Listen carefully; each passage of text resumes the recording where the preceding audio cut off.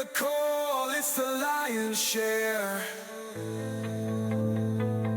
It's the lion's share.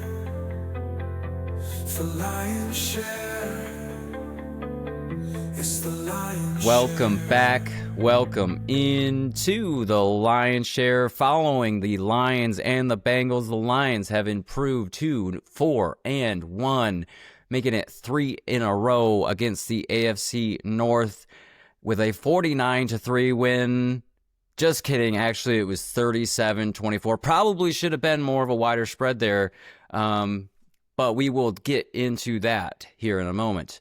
Rapid recap. Game just finished. The boys and I are here to discuss this one. Look forward to next week and then finish off with some NFL talk and closing time. Guys, I want to kick it to you guys real quick, right off the bat here. What did you guys learn today? Obviously, we don't apologize for a win, but what did we learn today?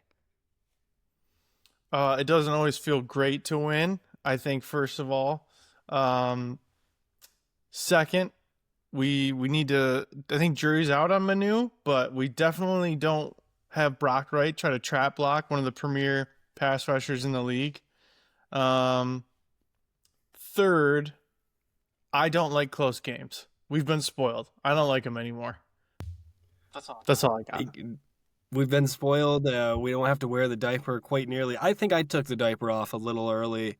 My biggest thing is I think we learned exactly what we already knew. This team struggles to play complementary football, and the defense has done a really good job. Shout out to Kelvin Shepard by putting him in place. And this high-flying offense that we keep talking about is just crazy. They're putting a lot of points up, but struggling to put points on the board when they should put points on the board. At times it's like the cards are against them, and they can march down the field right away and put points on the board. But when the defense puts them in a good spot, they struggle for some reason. How about a positive? And I'm not feeling, I echo what you said, Mitch. You said you felt kind of icky after this game. How about a positive, though? Honolulu Blue takeover was, dare I say, the most I've ever seen on a road game for the Lions here. Time takeover. Could not agree more. And Ben, you called it. Tesla getting his first score of the year out there today. God damn it, Andrew. I didn't want to go to this so early off in the podcast. But yes, for those who listened to Walkthrough Wednesday, I did call for Isaac Tesla to get number 2. What I had in the notes, number 1, because I had erased the Green Bay game from my memory. That's my excuse, at least. But hey, he did find Pater, and that was going to be my nicey segment of the game. So here you are, already jumping way ahead. Thank you. 2 thumbs up for those watching on YouTube. Great for the podcast format, which, by the way, you can watch us on YouTube. Each and every episode is on YouTube. Shout out to the YouTube. And you can also watch us on Spotify video if you so choose. And if you're on any of those platforms, hit that subscribe button, hit that follow button, rate us 5 stars, and like or comment. I'm not sure why I broke out into a tune there. But anyway, some other things from the game, guys. What else do we want to talk about? You guys touched on Manu. Should we start there? Obviously, Taylor Decker, I was of the opinion, and I'm sure you guys probably are as well, I think if this was the Chiefs game, Taylor Decker would have strapped up and played in this one. I think you're right, and I think this was a good opportunity to get Manu real-life game snaps. I think the organization calls it time on task, right? And this is real time on task snaps that he got. Struggled. But once again, Tate Ratledge struggled his first game out there, and you learn from your mistakes, right? And you just have to hope that by seeing this on film later this week, he's going to get better, and he's going to be available if Decker goes down mid-game. If he can't go like he did today, he's going to be ready to go. Yeah, I think you gotta wait for the All-22 to come out. Listeners will know I'm a big PFF fan. It's easy to point out the glaring stuff, right? When you give up sacks, we'll see. We'll see how much was scheme, how tough of a game he had. It'll be a good tell for the future because it feels like we're in a good spot. At the very least, you feel comfortable with left guard, right tackle, obviously for the next 4-5 years. Um, we'll see what the future holds and with Decker and if they feel good about Manu moving forward. Yeah, the cycle is working. Like you said, you've replaced Ragnow with the center position, and now you're going to have to start looking to replace TD. Yeah, and hopefully this can be the Island Boys moving forward. Calling for another Samoan there on the tackle side. I would love. I've been calling for that for 2 years now. I want that to happen, but if we're going to talk real future, I think we got to draft a center.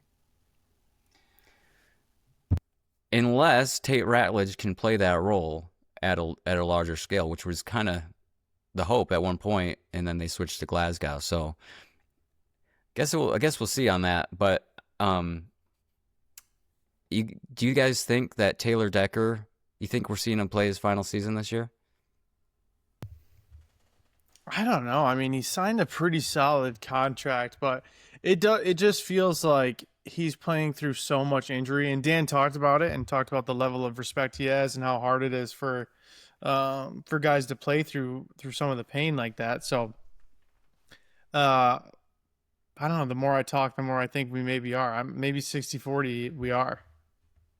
May depend on how the outcome of this season plays out too. May try to go one more, but I think at the maximum, I think we got Taylor Decker for 2 more this season and 1 more, and that's it. Yeah, I think I have to agree with you. I don't know how long you can go without actually practicing in a season. What is he going on 3 full weeks without a practice at this point? I mean, that's unheard of. At this point, I'm going to be concerned if he's not on the injury report every week. If he's not on the injury report, I'm going to start getting worried. I think at this point, we're going to see him every week missing at least the Wednesday practice, the lighter one, and probably being on the injury report is questionable every week. And probably taking off like he took off this Bengals game. We might see him take off another game. Between probably have him for the next 2 games with the Bucs and the Chiefs, and then the bye week. But I wouldn't be surprised we see him, take off another game in between the bye and the end of the season. Yeah, I mean, right there with him too. I think KJ might continuously be on that injury report as well. Kirby Joe. You want to talk about your boy, Kirby Joe, getting another INT? Are we surprised at this point? Zupa. Mitch, what? He literally would have had 2. I mean, I'm glad Anzalone got one, but if Anzalone wasn't there, Kirby would have had another one. So that's 5 on the year for Kirby? Is that including the one he should have had? I guess I'm confused. Well, if we're counting those, he's got like 7. Yeah, I mean, From the other I'm games not too. saying should have had. I'm saying he would have had Anzalone not gotten there. I feel like you're getting aggressive with us because you're bad at predictions now. Whoa, are we talking? Is that a shot at me or Andrew? It's a shot at you. Either way, I'm offended. did I have a bad Because read? I get offended Andrew, for Andrew. good at predicting. Me, good at predicting. Ben, bad at predicting. Once again, you guys are jumping ahead in the segments. Stick Just to the script, pal. I don't think that Respect the it's not game. really like, Well, at this point, I'm running secret. out of Kirby Thank- Joseph gifts to send to people. okay. The media crew's got to get on developing some more, because boy, oh boy, if I've got to send one a game, it's going to be tough pickings come week 17. I'd like to get out ahead of something. I think me lately especially super tough on Terrion. I'd like to see what the tape says on this game. Obviously the penalties stick out. Maybe it's just one of those things that if we're not hearing from him, he's having a good game. Because what we saw out there is Yasin comes in, does pretty solid. Yasin goes out, ouch town. Now obviously Amik bit and was playing hard press, or he was trying to get up in the face of Chase, which I don't really understand what was there. They saw that obviously, and he got absolutely torched. But I think it kind of opened my eyes a little bit, where maybe Terrion is playing better than we think he is, because it's just easy to see the mistakes, like we were talking about with Manu. We only see the sacks, we only see the bad plays. Maybe we're just not seeing from Arnold the good tape out there. Other than that, I don't like. Can we get these guys some Gatorade? And I don't like. Terrion also seems to be hurt halfway through every game, which I don't really understand. But I'll be interested to see what the tape says on Terrion's game. Luckily, probably, the colder weather is coming. Yeah, Mitch, I don't think it's just exclusive to the Lions either. We got Mac Jones, I think, with a record 11 bananas eaten in Thursday Night Football. So, And he stayed in the game, did he not? hey, Puked on the off sideline. the field once. Who cares? His jockstrap was hanging I'd out. rather It was that. crazy. Puked, but still ate the W and ate 11 bananas. Congratulations.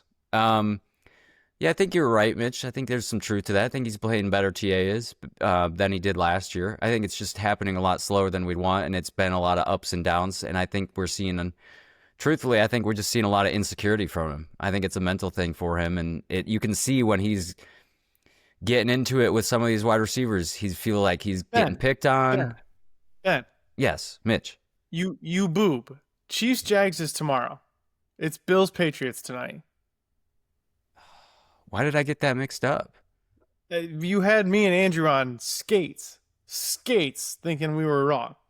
I'm watching the pregame. Bills are coming out in the all icy whites. This is true. They are doing the polars. The polars. Well, no, don't hop on board now. They are doing the divisional. So are the Patriots doing theirs too? I'm going to deflect this as hard as I can. I think so, yeah. We're going to talk about Thanks. jerseys. I think I might have to invest in a Miami Dolphins blackout jersey like they had because those were tight. But to jump back to TA, I thought he had one of his better showings today. I thought he had a pretty good game. Some brutal penalties in tight spots. But you know who also gets a lot of penalties? Brian Branch. And we don't complain about him as much because he makes a lot of good plays to make up for it. I thought that was TA just playing hard. He shadowed Chase quite a bit today. You saw Chase going in motion, and guess who was going right with him? It was TA. I think when Chase had his big score, that was a Meek, not TA. Yeah. So I wanted to give a lot of credit to him. That breakup he had where he was right up on him, got his head around, and then got the hand around with a lot of hand checking on both sides. I think he's just mirroring the wide receivers that are coming at him. And Ben, to your point, jawed with D-Hop, got in Jamar's face, and I'm sure he's done it in a few other weeks that we just haven't really seen. But good on him for standing his ground. He is an all-time social media guy. So when you say kind of up in your feels and the confidence level, I think that's got a lot to do with it. He's that guy that's going to see everything online. He sees J-Mo's brother posting this stuff, and it's tough. And I thought he fought through a lot of adversity today and had a good game. I agree, though. I think it's a self-confidence thing, and I think he lets that stuff get under his skin, including the trash talk on the field. Don't mind if he's doing a little trash talking, jarring with the guys. That's what you do with a cornerback and wide receiver, but I just hope it doesn't get under his skin a little too much, and he needs to keep his head clear out there. I think that's his biggest hurdle, and physically he can do it. But much to come from that, and he's got to stay healthy, Mitch. You're right. Every game he's in and out of the lineups and in and out of the injury report. So, Andrew, I think you famously called for him to have a good game today. In the preview show, I think you called for 3 PBUs, no penalties, and an INT. How do we do on that? I don't remember him getting any penalties, so we could skip over that. He was pretty close to 3 PPUs, though. Almost had that INT. He did almost have an INT. He was ready That was for it. close. Zupa comes in out of nowhere once again and takes it. But the other one, though, on the other side of the field, he did have one in his hands. He's talking about one-on-one with was that Chase or T? I think that was T. Okay. Yeah, I think believe. you're right. But, When yeah, he Browning almost got was there. was just begging to throw interceptions. Well, yeah, Mitch, Yes. speaking of that too, Mitch, like I know you were talking about, I think it was you, could have been Ben, but talking about Rock was completely on the wrong side, and that should have been a touchdown, and I think it was to T. Higgins, just a terrible ball by Browning. So it looks like Ben's going to really get to it here in a little bit. I'll stay on script for you, but thank you, Browning. Yeah, Browning points. The Lions got Browning points today. That's But not enough. Don't tell Demo that.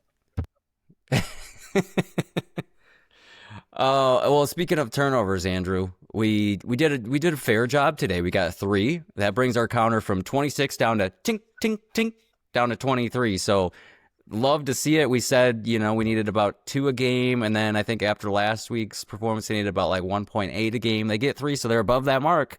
Here we go again with 15, sorry, I keep doing the math. Like every week, I don't know why the math is appalling to me, but so 5 games down, 12 games remaining. They need 23, so they still need under 2 a game. Very close to more than that too. Strip sack from Aiden, and then Campbell with the punch out on Brown. Ooh, almost a 5-day for you guys. I mean, how many safeties do we almost put on the board today? That was 2. the tale of the day, right? Almost. There are a lot of almost. Yeah, lots of almost on defense. Lots of close what ifs. That happened quite a bit. It is funny though, on Hutch's first sack, I was just about to fire up a text to you guys and be like, this guy Hutch just creeping towards the line there. And I think like it might be a little easy to get lost, but you gotta know that you're getting close. You gotta be able to feel that. The only sort of credit I'll give him on that is at least he's not the nose tackle that lines up in the neutral zone. When you see a nose tackle get it, it's so infuriating. Like, brother, you're on top of the ball.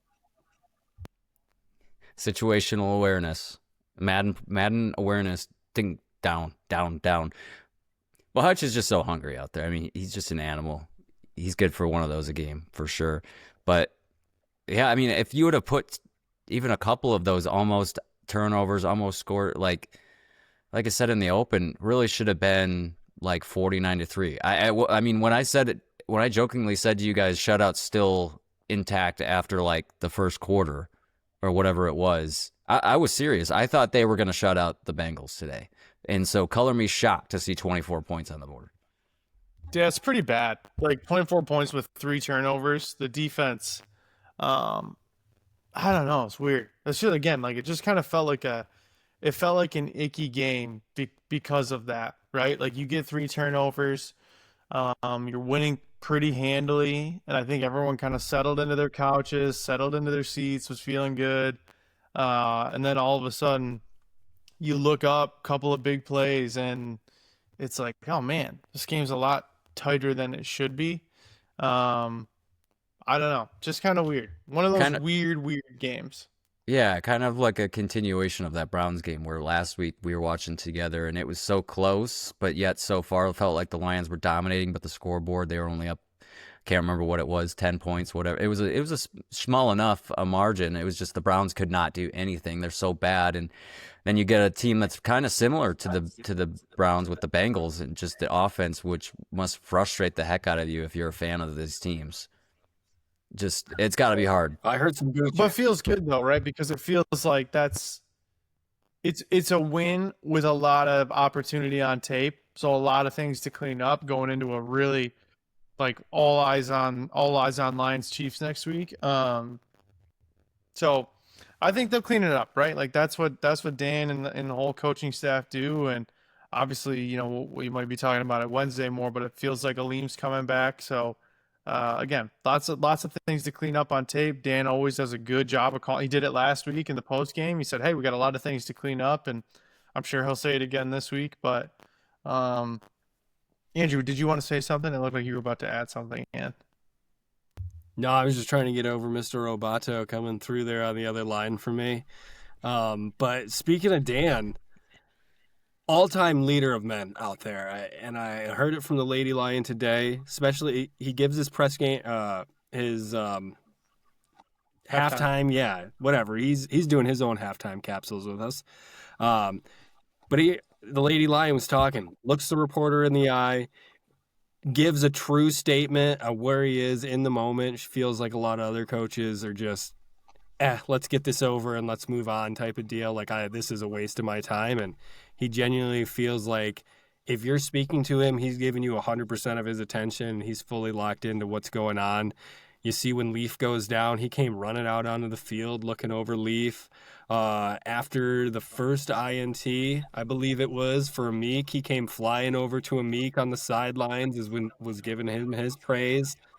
It's just nice to see, and I don't think you're going to find another coach that cares about his guys as much as Dan. I mean, Zach Taylor definitely ain't it. Oh man, yeah, I touched on it in a halftime capsule.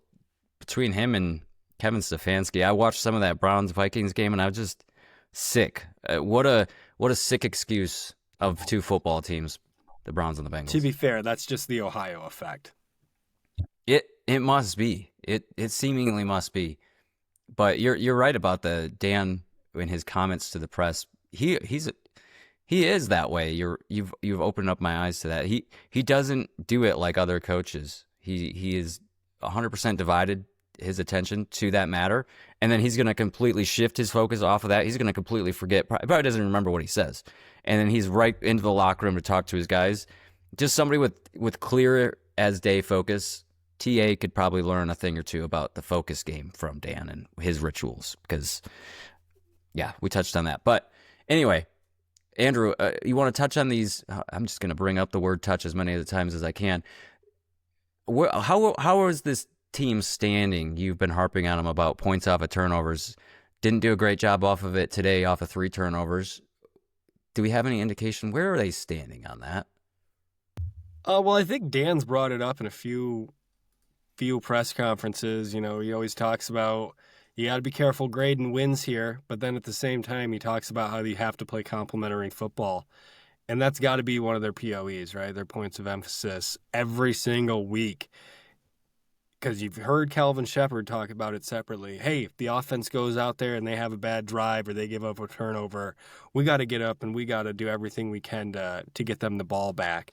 And likewise, the offense wants to stay on the field, keep the defense off the field, let them get a breather, and then come seal a game win because the offense knows the defense can. But it's just so disappointing in a high-flying offense like they are to not capitalize on these things. That's what worries me kind of getting into the playoff run.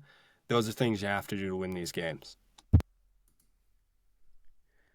Yes, I'm trying to look up points off of turnovers. You'd think it'd be something you could find a little bit easier, but Mitch, they have 174 points Mitch, you got any on the year. Phil then while he's looking that up?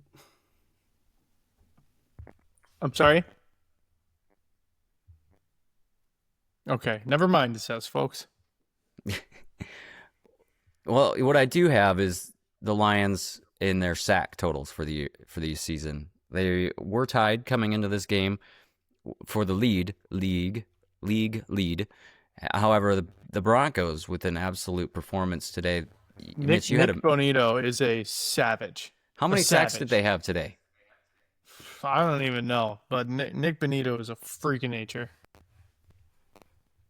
I believe the Lions had 15 or 14 coming into this week and now sit at 16. So they had one or two today.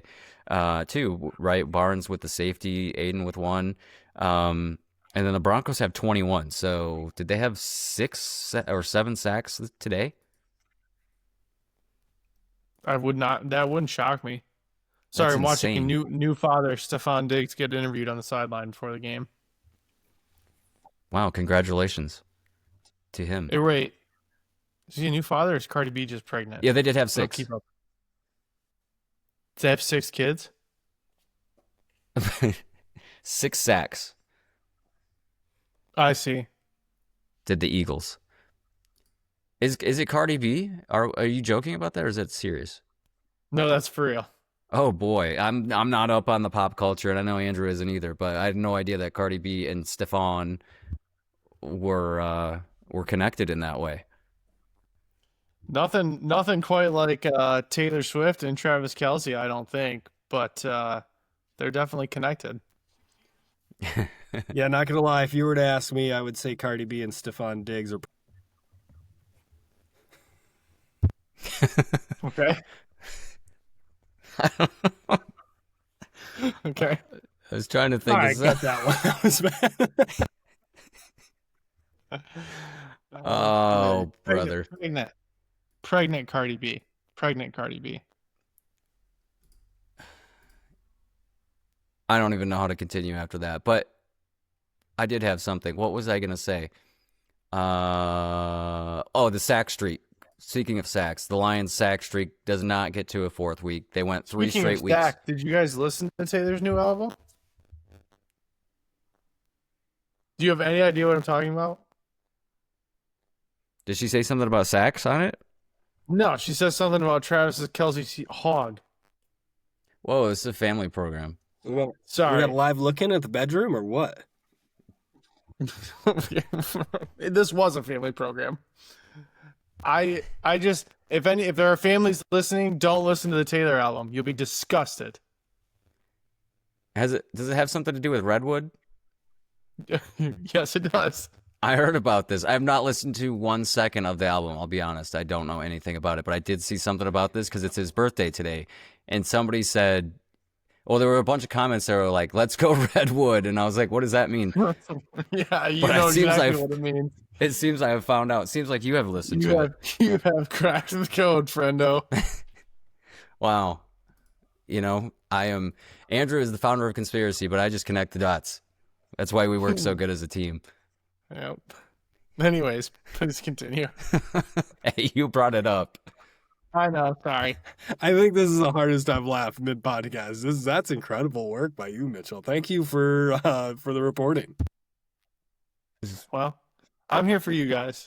This is right up there with the ice cream talk. Well, who could forget that? I definitely don't want to see Kelsey in a bikini. Neither of the Kelsey brothers. I'd take Jason. I wouldn't mind Jason. He seems like a bikini guy.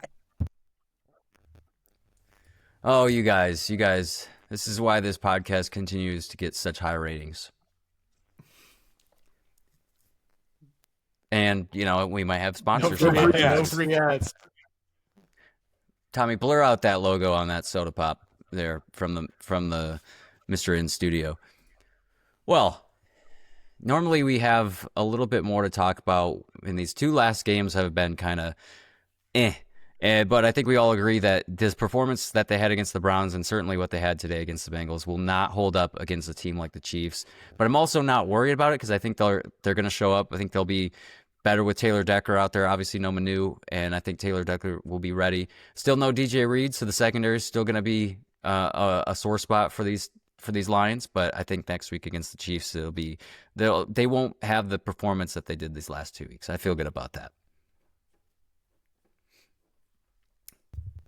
Good job, Ben. Thanks. That was going to segue me into something else, and I totally lost my train of thought. People even using Segways anymore? No, I think the e-bikes market has really bit into that. Shame.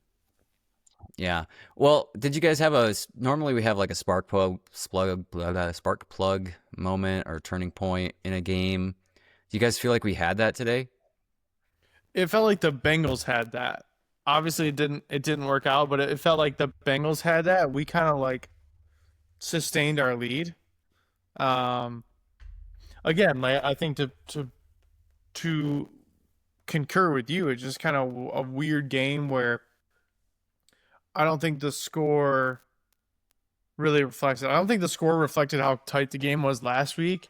And I think this score might kind of wake some people up one way or the other, right? Like there's a ton of, they talk about it on PMT a lot, so I don't want to feel like I'm stealing, but transitive properties where it's like, okay, well the Broncos blew out the Bengals and then they just beat the Eagles. So I'm sure people are going to be high on the Broncos.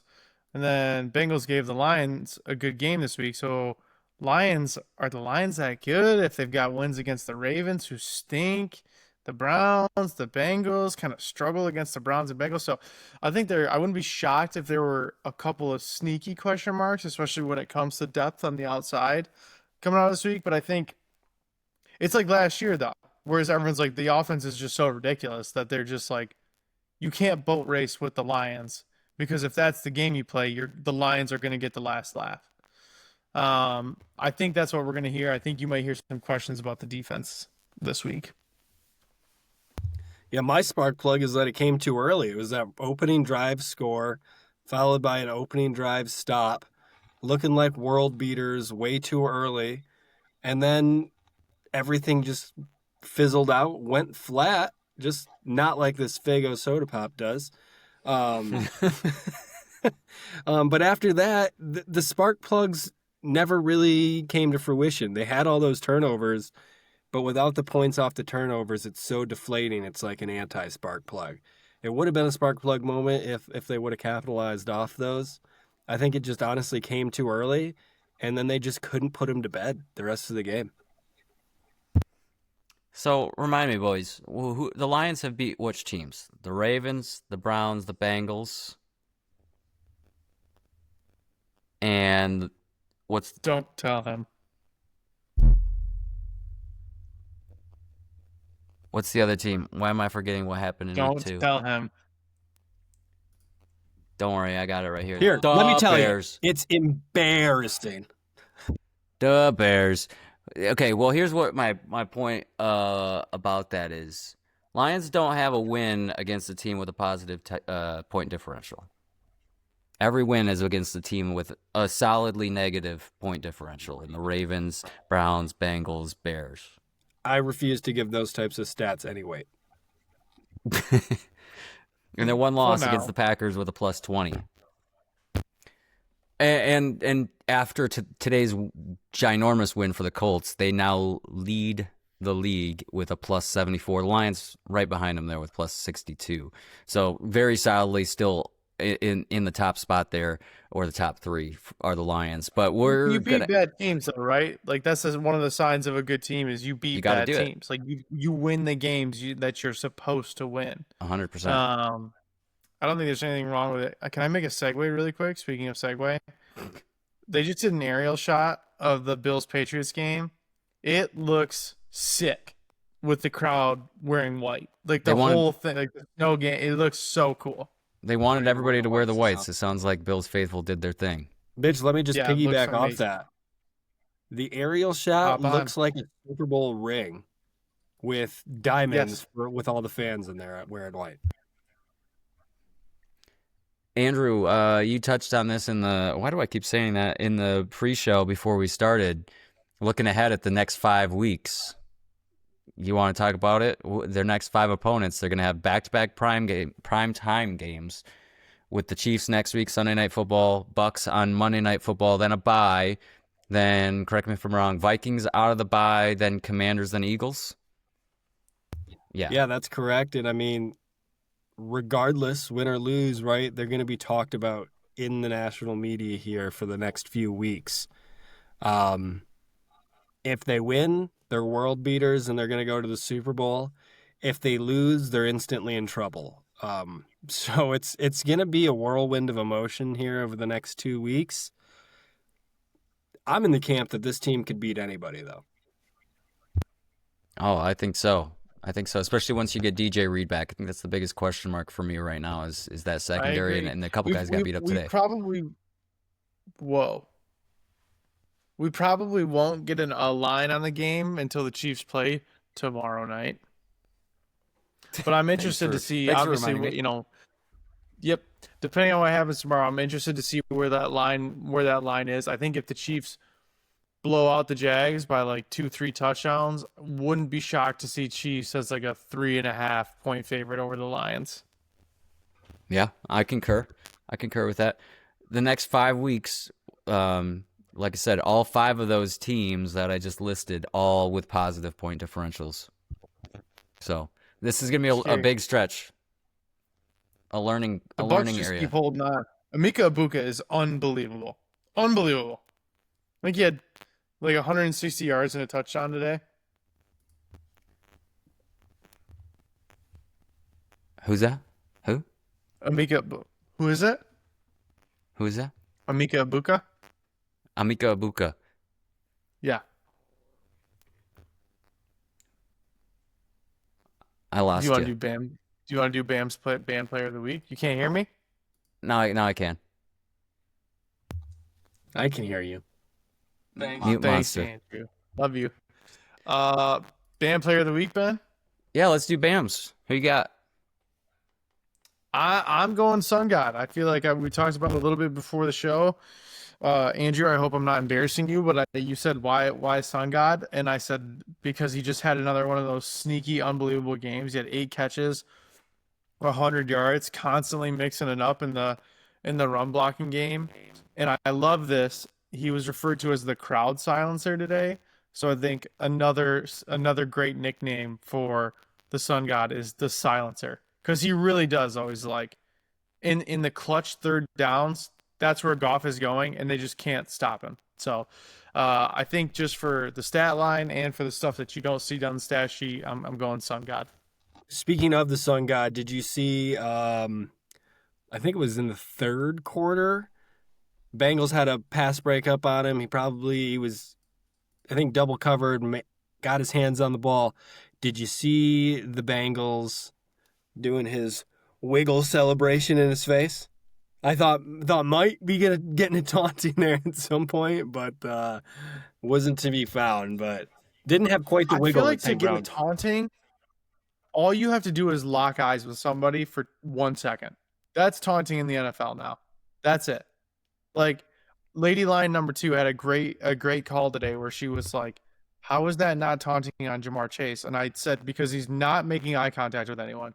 When he turned around and backed into the end zone, that's because he wasn't looking at Amik. I also, little bit of a baller move from Jamar. He knew, you could tell he knew, yeah, he knew Amik was going to try to slap the ball away. He just gave him the whoop and went to the other end. I was like, damn, he's too cool. Buried Amik, and you can't bury Amik. He is too cool, but we talked about it during the game too. He seems like one of those guys that's okay with losing. As long as he gets his, whatever, another loss is another loss. Put it on the board. I don't care. I've got paid and I got my recognition. Yeah, he was compared to Myles Garrett in the chat. I don't think it's quite as bad as Myles Garrett, because I think going into the season, it was like, okay, Bengals have a chance to do something. As long as Burrow stays healthy, they're never going to invest in the offensive line, but if Burrow stays healthy, they should be deep into the season, if not into the playoffs. So I'll give him that. He at the least is like thought he was going to be on a contender. Myles Garrett had to have known he wasn't going to be on a contender and is like, "Oh, I want to win here." No, you don't. If you want to win, you would be somewhere else. That was the whole point. Whatever. I do think there's merit to what you're saying, though, is like he wanted the paycheck, and this is where they're at. They paid Jamar, Trey, Burrow. We talked about this, and T. Higgins, and they don't have an offensive line. That's what you get. That is what you get. Well, I'll give you the A in our BAMS Player of the Week next. Mine was that Bengals fan that turned around and gave Demo's sister the Nux. I mean, full-on sportsmanship. I think at that point they were getting trounced. They had a little bit of a comeback right after that. But I would say if you're in the stadium, you're going, well, this is a loss, and this is a bad loss at that point.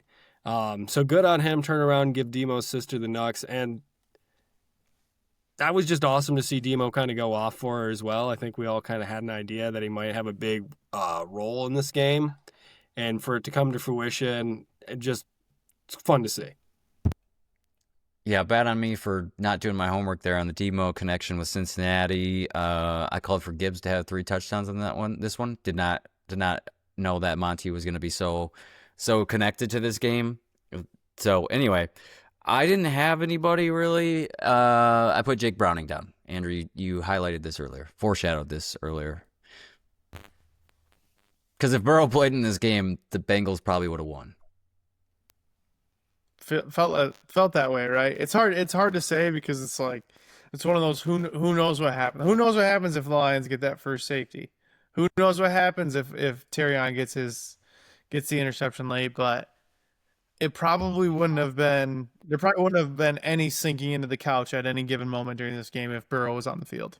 I'm going to be honest with you. If Burrow was healthy coming into this game, he didn't leave this game healthy. I agree. Okay, I like that. Browning took some shots. I don't like it. We don't root for injuries. I don't like that. I'm not rooting for him, but Browning took some shots today. And I'm not calling Burrow soft, but he's soft. Blue Tan Burrow. I don't know about that, dude. I feel like every time he goes out, it's because he's getting surgery. Fair. I mean, yeah, I guess I could need a surgery if I didn't want to play too. Ben, contentious. who do you Ben? Bring on If the you had hate. to pick between me and Andrew, who do you agree with right now? Um, I don't think I can call him soft just because of the offensive line he has.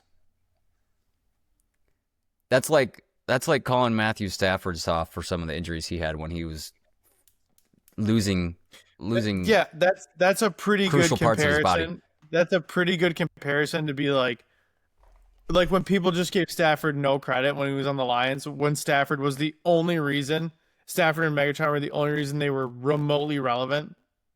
It's so closely related to what the Bengals are with Jamar Chase and Matthew Stafford, or and Burrow and Stafford and, Yes. and Calvin. Bad ownership, bad GM. That's what it is. Yeah, yeah. But Burrow is hurt a Maybe lot. Bengals are in their Jim Caldwell era right now, and they just need to get over that hump. Hire a big old fucking dump Matt Patricia, really go through some hard times to clean house, and then ownership change, and everything's better. Oh my God, can you imagine? The Ohio connection is already there with Patricia at Ohio State. Oh God, that's gross. But Mitchell, you're not wrong too, because I think there would be a lot of head scratching and question marks if they were to fire Zach Taylor when like you look at it objectively and they should probably move on from him. Fans are getting tired. Fans are crazy. I saw something today where fans were like, "Does AG last the year for the Jets?" Relax. That's what bad franchises do. They just go coach to coach to coach. The Bengals actually shockingly, like, how long were the Bengals with Marvin Lewis? And Ooh, long it time. was almost like Mike Tomlin, right? Where it's like, oh, we're in the playoffs every year, but we don't do anything. So it's like, all right, you wanted to take that next step and you've kind of regressed a little bit. So I wouldn't be shocked. We'll see. I wouldn't be shocked if they did bounce him. But if you're going to bounce Zach Taylor, you've got to bounce the GM too. And 100%. find someone who's going to go draft or bring in offensive line talent. 100%. It's got to be a combo. 100% agree. Yeah, as well. I think that was like one of the best things the Lions did as well, is just completely cut the head off the snake and start it all over. Why are you going to have a guy that's then going to be in limbo? If this works out, then I'm stuck around. So you get rid of him, and then 2 years later, that's not his coach, so he wants to go get his guy. It's a vicious cycle. It is. It is. You know what, guys? You guys did a really good job there. I think that deserves High-level analysis. that tag. Absolutely. All good things. But What was that? Zach Taylor, last thing on Zach Taylor. He just looks so damn tired out there all the time. It was a high-level analysis. You probably couldn't hear it. No, I couldn't hear it. There's no coach looks tired out there when Nick Sirianni is still on a sideline somewhere. Andrew, you want to Sirianni looks like a bum. give out the new nickname you gave him? This is the most classic Andrew thing that ever could have happened, where Ben is like, "But Andrew, you want us to do that funny thing you came up with?" And Andrew's like, "What?" I think He I might called have him thought a that's word how I you can't spell say his on name. The air. I don't know what you're talking about.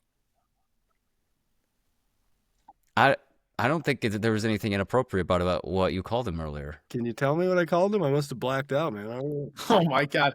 Do you want me to Sirianna. look it up? Sirianna. I was in a panic. I was just trying to get the text out fast. I don't know how to spell that loser's He's name. giving you a compliment. He's saying you were funny, and you are shatting down your leg right now. He's so humble. Yeah, that was intentional. I meant to call him that. It was There he hilarious. is. Whatever. We're Sirianna. back. It's a great nickname. It's also making my iPhone go all crazy because every time I say that, it goes off for the voice So thing. to get my phone while we're at it. Oh, wow. Let me try to hack into your phone real It quick. didn't get my phone. Send me some money. You don't have to hack my phone. The pictures are free, bud. Oh, no, I just want your Apple Cash. That's all. It's $3.12. Ooh, the lotto tickets I could buy with that. Andrew, did you have a favorite moment of the game? Or is this Mitch that put the safety I in put the here? safety on there. I thought that was my favorite moment just because they had that one early.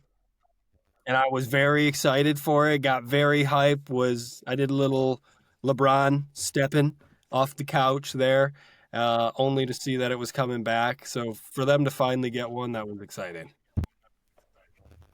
It was. Check that off their list on the things for the defense this year, the stat counter. All right, let's roll the halftime capsules, and then we'll finish out any final thoughts on the Lions Bengals, and then we will give you a little breakdown on the NFL. You know the line. All right, Lions fans, here we are. Halftime, 14-0. Oh, should be 14-0. Looking at 14-3. Really wanted to keep that shutout on the board. It's kind of a bummer. Browning isn't going to be much of a threat until they get that ball moving quickly and they're running a hurry-up offense. That seems to be the only thing where they get the defense out of sorts. Look for that coming out of the half. TA having a really good bounce-back game. We have to get home on some of these sacks. A lot of bad penalties that are keeping this game from being an absolute blowout.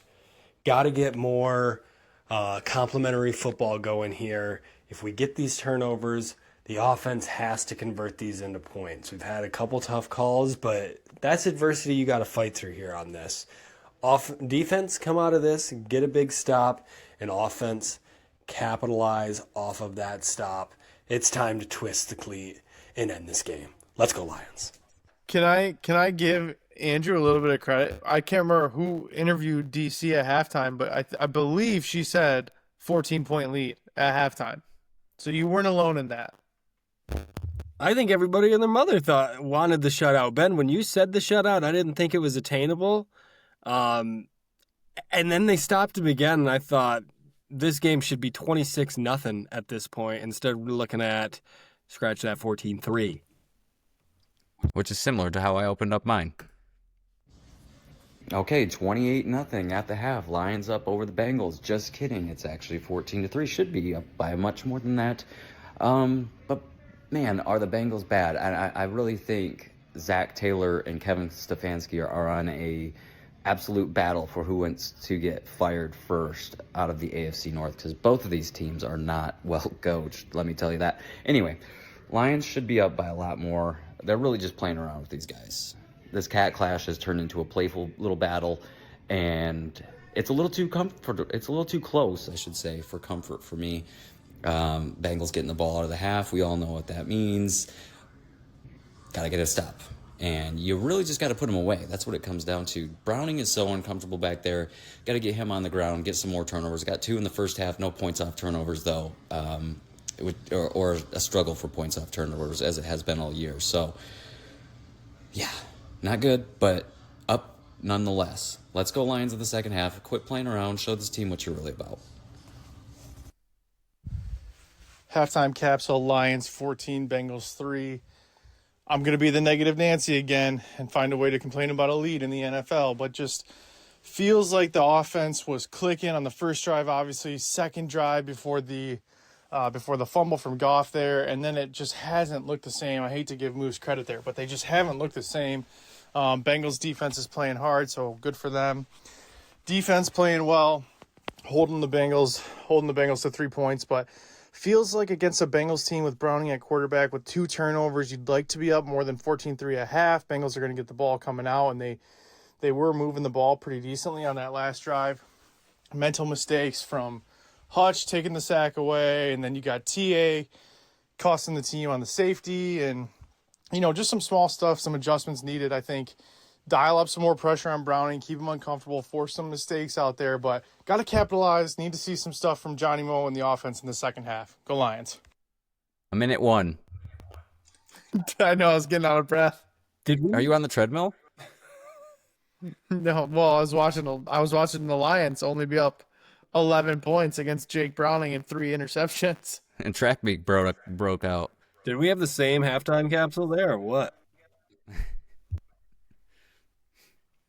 The 3 of us are starting to sync up more and more. It's concerning. Anyway, nicely done, guys. Any final thoughts, Lions Bengals? Nope. On to the Chiefs. Which is a great little transition into Actually, I got keeping one you more. informed. I got one Oh more my I want to God. go back to. Jared Goff's arm was going forward. You heard it here. That was as soon as they called that, I knew exactly what it was going to be. If they had called it incomplete, it would have stayed incomplete. But it's just the way she goes, boys. Eye test was definitely arm going forward, a pass. They always tend to shy in favor of letting the play go on so that they can indicate a clear recovery. So if it is actually a fumble, but yeah, that was a tough one. A couple tough calls today. Just a lot of things didn't bounce the Lions' way, and they still come out victorious. So that's what you like to see. You got to do it. You got to beat these teams. You got to win these ones. Mitch. If you guys aren't watching, I don't know if anyone watched the Broncos-Eagles game. Big controversy over intentional grounding. So we just saw, I like, this is where I think I just saw the most intentional grounding I've ever seen not to be called, because by letter of the law, it's is someone in the area. You know all the rules, right? Drake May just pulled one and just backhand chucked it into the turf at the running back's feet. I don't think that's a problem. I think, Andrew, I don't know if you're seeing it. I don't think that that's an issue. I think, like, that's a part of the game. I think people take intentional grounding a little too literally. I think it's a good thing to be able to kind of use that for quarterbacks. And I don't think it's going away because, and this is something, again, shout out to PMT, or I can't remember who, it's a guest on PMT basically said, this is why the league protects quarterbacks so much, right? You take Joe Burrow off the field, and what have the Bengals put on in terms of reality TV the last 2 weeks? The NFL is going to continue to protect quarterbacks. So I think when you look at a rule like intentional grounding and people are so upset, shout out to the Eagles fans. You guys are losers. Losers. You guys got a few favorable calls today, so I don't really want to hear about it. It's not going to go away. It's just giving the quarterbacks an outlet so they don't get absolutely murdered all the time. Yeah, Mitchell, I just saw that play, and I think that's not intentional grounding because the running back's right there. I think 5 years ago, or call it 10 years ago, that gets called as intentional grounding. But thanks to the Chiefs, thanks to the Eagles, those types of quick offenses where they have a tight end coming through the line and they flip it forward like that. It's such a common play now that it's not going to get called because of that. But 10 years ago, when that's not as common, I think that's getting called intentional grounding. Yeah, I agree. I don't think that was intentional grounding. I think maybe if the NFL was going to clean it up a little bit, the fact that he backhanded it was maybe like that might open some people's eyes. We might get a little extra bullet point in the rule book. You know who did that a lot was Stafford. Yes. Stafford did that a whole ton of times because he was always fighting for his life back there. He's one of the first I think that I remember seeing. Maybe I just watched a lot of Lions games growing up, but yeah, he did a lot in his tenure. Lions Chiefs next week, week 6. I got week 5 here in the notes. Tommy, you got to clean that up. Week 6, Sunday Night Football, 8:15, NBC and Peacock will be back on Wednesday to preview all of that one. Let's transition to NFL. What a kind of a sad 1 o'clock window we had before the Lions game. We don't always get to watch the 1 o'clock window so closely with the Lions often in that spot. Don't But forget man, about the 9:30 window. don't remind me about the Browns. Listen, Absolutely. the only thing I want to talk about in that game is did you guys see the field goal attempt hit the camera wire? I saw some talks about this afterwards. I didn't see it happen live. I was not watching, but I watched the You end can find of it it. on Reddit. I saw it. I think it was. I mean, I saw the clip. Yeah, that's 100% on the NFL, and I think they should get that's a redo. it is a redo if it does happen. It's just they didn't call it on the field, I guess. Well, they got hosed. They won anyways, but they got hosed. This was the Browns, you said? So I got No, the Vikings field goal. Viking. Okay, but it was the Browns-Vikings game. So this is a London issue. Yes.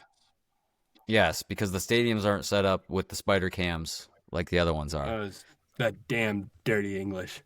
It sits lower. And the wires aren't permanent like they are in the NFL stadium. Those wires are permanent. So anyway, a little technical behind the scenes. So I've got, I think I've got 3 big takeaways, or maybe 4 if you include. No, 3 big takeaways that I think you can kind of stamp a few things. Broncos are good. I think you can stamp that. Ravens are really, really bad. That's a rubber stamp, never going to be changed again. Colts are also very good. Colts are good. I know they beat up on the Raiders, but I think those are 3 things that you can feel very confident in saying. And then a couple extra credit. Cardinals are just funny. Like the Cardinals are just a funny team. They keep getting out to these monster leads and then letting garbage teams come back. It's insane to me. I just like watching Kyler run around and his little legs cover so much ground. Nice. Yeah. Yeah, I think the Colts are going to be an interesting team going forward. Highest point differential in the league. Going to be a playoff team, no doubt. How deep they go is the real question. Daniel Jones has not done Redwood well in deep? the playoffs. Huh? This is no longer not even a PG-13 episode at this point, Mitchell. Jeez. Ben didn't hear me. Maybe the listeners did. Well, let's get away from Travis's nickname and let's go back to DJ because as longtime Indiana Jones fan, that is a top tier nickname. And boy, is he going playoff hunting right now. He is. This may be his new home for good in Indianapolis after stepping up for A. Rich. Wow, what a change it has been in the sales of that team. But like I said, Andrew, to you guys in the chat, all he needs is a Hall of Fame running back. He had Saquon, and what did he do with Saquon? He did pretty well because as long as he has somebody else to carry a bulk of that work, he can do it. To be fair, though, I think I don't know if you need a Hall of Fame running back, but you need a running game, right? Like that's every single team in the NFL. You need a running game to be successful in the NFL. Jared Goff would agree with you.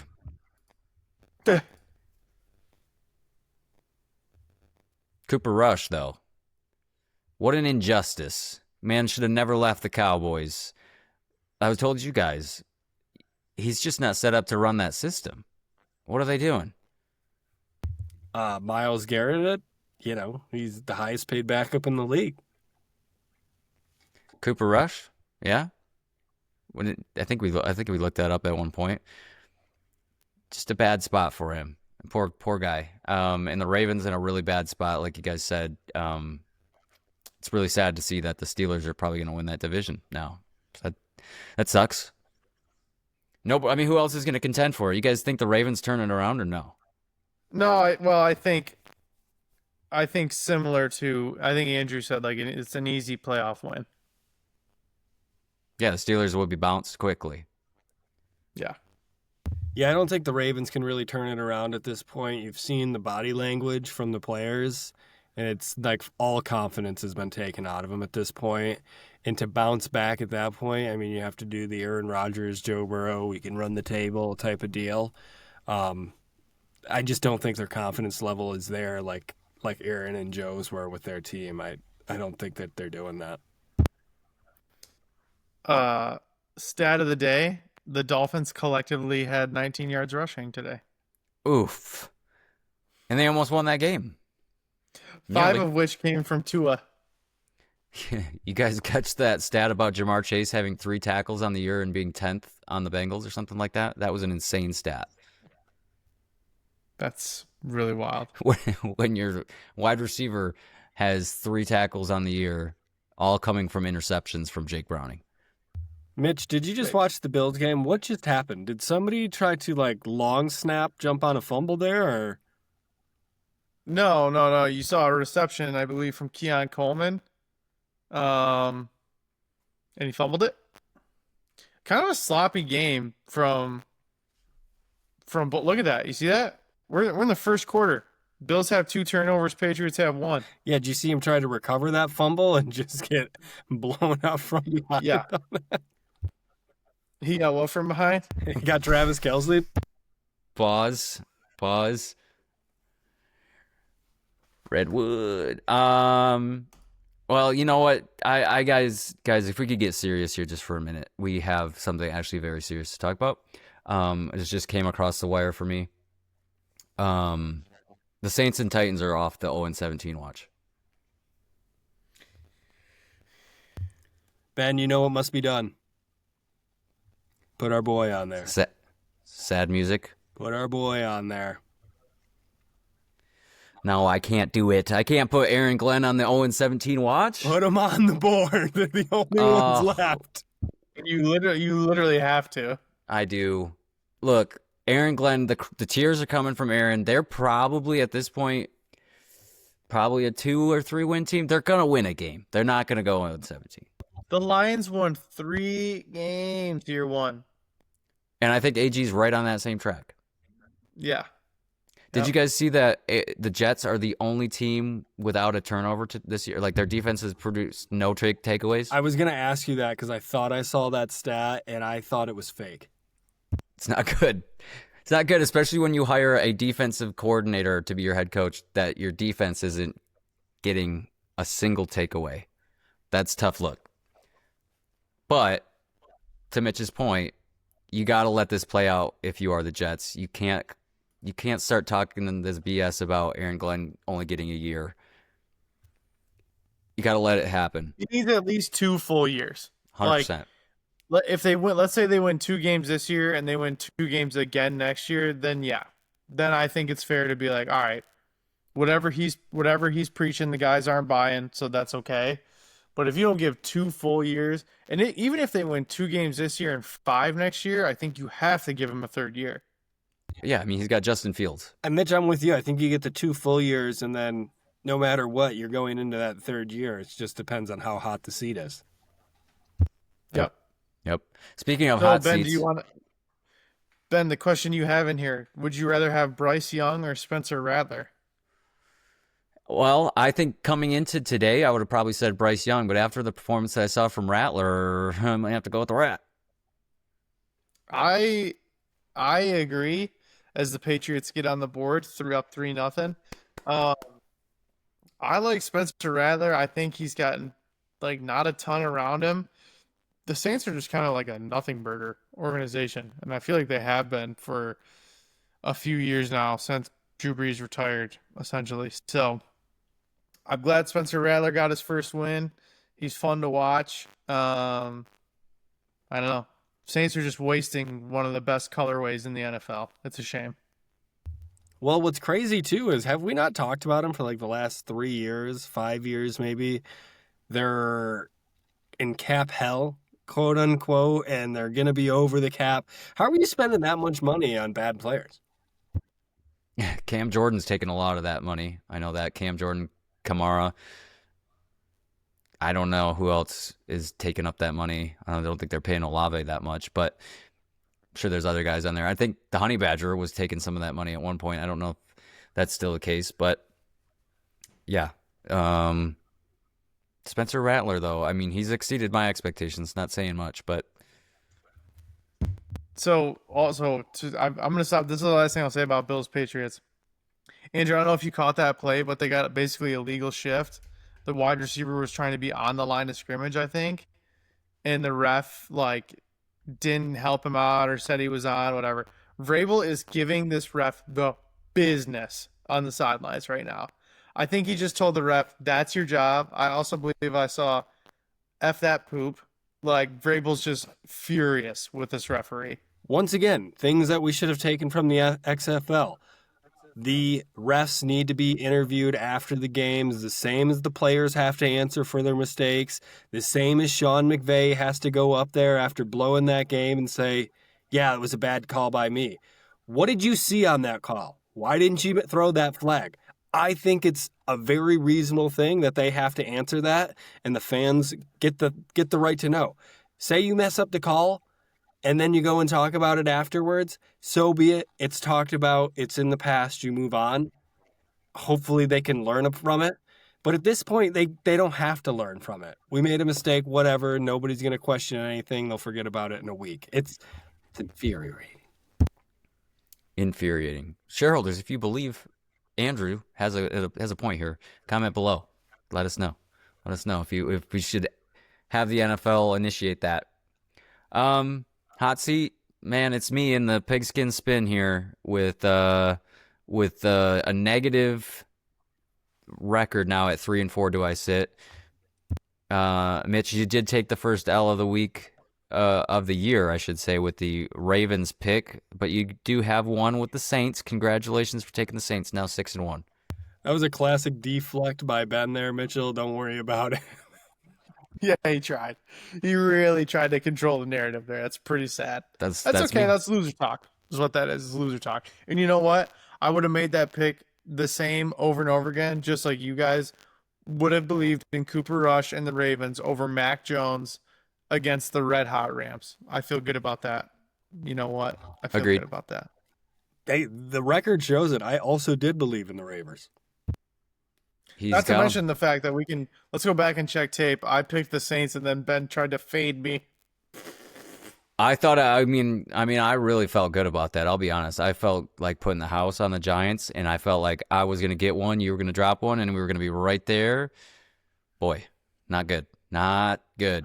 Well, that insurance payout was looking really good for you early in the game, too. Jackson Dart was throwing darts, as one does. The turning point was that Cam Scatabo turnover. Yeah, and then followed up with a dart turnover. Just fall from grace there for decent dart. Man, tough. Andrew, you're still 5-1. You got the Chiefs over the Jags tomorrow, but that one's still coming up. He's got the spread. What is the spread? Did we write down what it was at the time? You're the gambler. Huh? No. I believe it was 3.5. So you've got Chiefs by 4 points. All right. Easy money. All right. Oh, whoa, dude. He's getting That was bold. crazy. I might go put the house on the Jags. Heard it here first, folks. If you're listening to this one, get on this one quickly before the Monday night matchup. People may forget, but I never will let them when I put 3 money lines on the Jags when they were playing the Chargers, and they just kept going down and down and down. I just kept putting more and more money on the Jags, and boy, did they come through. Shout out to Brandon Staley, Bam's player of the week that week. Oh, you took BS right out of my name, or out of the thin air there. I was about to shout out Staley. Who could forget him? No one. What's he doing now? Well, doing for even more bold things, come back Wednesday to catch Walkthrough Wednesday. We'll have a new edition of the Pigskin Spin, and we'll have that intro that you do know and love. And Andrew, you had your week last week. Congratulations. I know you don't want to do it again, so we'll go back to the OG. Well, I mean, geez, I'm definitely not doing it again. Tommy can clip it at most, but It's clearly true. you forgot to buckle up and buckle in. No buckles. You guys, the most full circle moment ever. Brandon Staley is the Saints defensive coordinator. Ooh, nice. He's got to be the record holder for the most offensive looking defensive coach. Yes. Yep, I would agree with that. And DC might be the opposite. The most defensive looking offensive coach. 100%. All right, shareholders. Thanks for being here. Boys, thanks for being here. Become a shareholder today if you're not already. What the hell are you doing? Watch us on YouTube, like, follow on Spotify, Apple, TikTok, Instagram, YouTube, all the likes, Amazon. Until next week, until Wednesday, let's go Lions into week 6. Lions remain the cat apex predator. Meow.